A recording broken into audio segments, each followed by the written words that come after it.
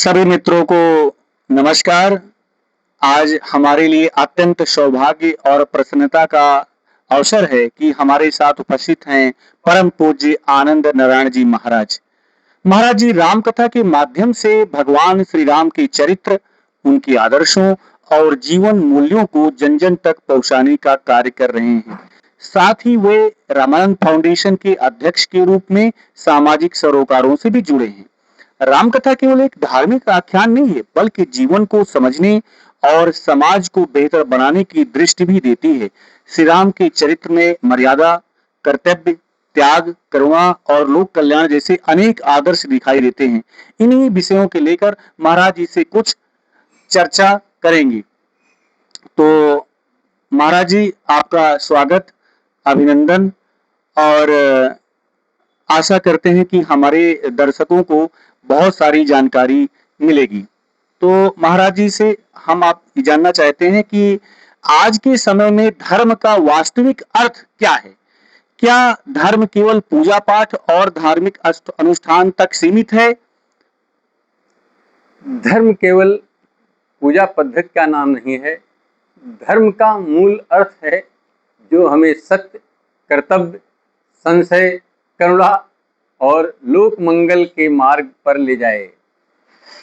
श्री राम का जीवन इसका सुंदर उदाहरण है। उन्होंने कठिन परिस्थितियों में भी अपने कर्तव्य और मर्यादा को नहीं छोड़ा।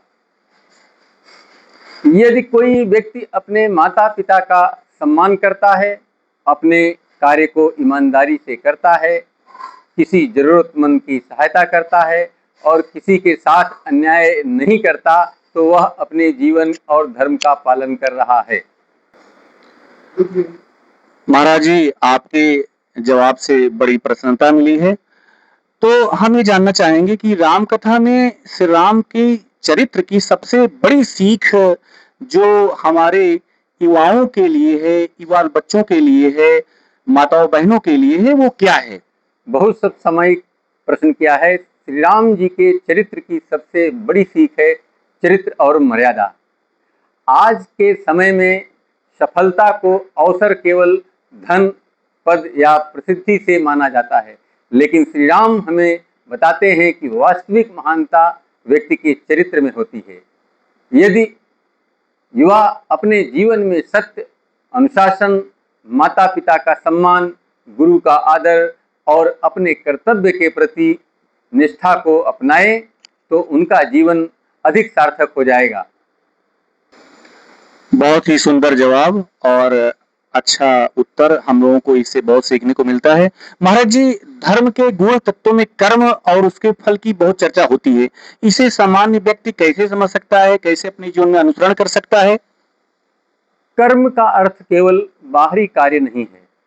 हमारे विचार, वाणी और व्यवहार भी हमारे कर्म का हिस्सा हैं। मनुष्य को अपने कर्म के ऊपर ध्यान देना चाहिए और परिणाम को लेकर अत्यधिक अहंकार या निराशा में जीवन नहीं बिताना चाहिए। ये एक विद्यार्थी पूरी ईमानदारी से पढ़ाई करता है, उसका कर्तव्य मेहनत करना है।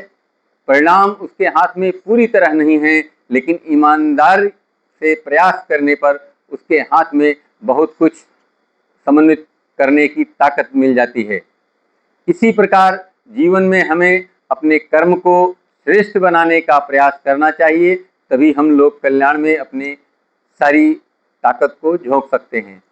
महाराज जी आप स्वयं रामकथा के साथ साथ सामाजिक सरोकारों से भी जुड़े हैं। आपके अनुसार धर्म और समाज सेवा में क्या संबंध है? धर्म का एक महत्वपूर्ण पक्ष है लोक मंगल, राष्ट्र मंगल। यदि हमारी आध्यात्मिकता केवल हमारे अपने तक ही सीमित रहती है, तो समाज के दुख दर्द से हमारा कोई संबंध नहीं रह जाता। हमें अपने धर्म बोध पर विचार करना चाहिए। सेवा का अर्थ केवल बड़ी संस्था चलाना नहीं है। यदि किसी मरीज, किसी गरीब विद्यार्थी की शिक्षा में सहायता करना, किसी बुजुर्ग की मदद करना, जरूरतमंद व्यक्ति के प्रति संवेदनशील होना या समाज में स्वच्छता और सद्भाव के लिए काम करना, पड़े तो यह भी एक सेवा का स्वरूप होता है। मेरे विचार से भक्ति एवं सेवा एक दूसरे की ही पूरक है। बिल्कुल सही महाराज जी, भक्ति और सेवा एक दूसरे के पूरक हैं। और यदि महाराज जी आपको आज के समाज में विशेष रूप से युवाओं को राम कथा का केवल एक संदेश देना है तो आप क्या देंगे? बहुत अच्छा प्रश्न किया आपने। मैं यही कहूंगा कि राम को केवल मंदिर में न खोजें, राम के आदर्शों को अपने आचरण में उतारें।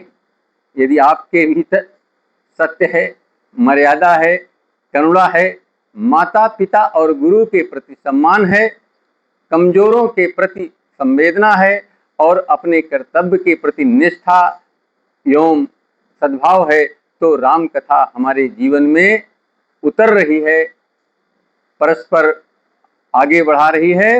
राम कथा सुनने का वास्तविक लाभ तभी मिलता है जब कथा समाप्त होने के बाद हमारे व्यवहार में कुछ न कुछ अच्छा परिवर्तन दिखाई दे। महाराज जी, आज के उत्तर से हमारी भावी पीढ़ी, युवा पीढ़ी, जो आने वाली पीढ़ी है उनको बहुत अच्छी जानकारी मिली। महाराज जी आपने धर्म, राम कथा, कर्म, चरित्र और समाज सेवा जैसे अत्यंत महत्वपूर्ण विषयों पर आपने अपने विचार साझा किए।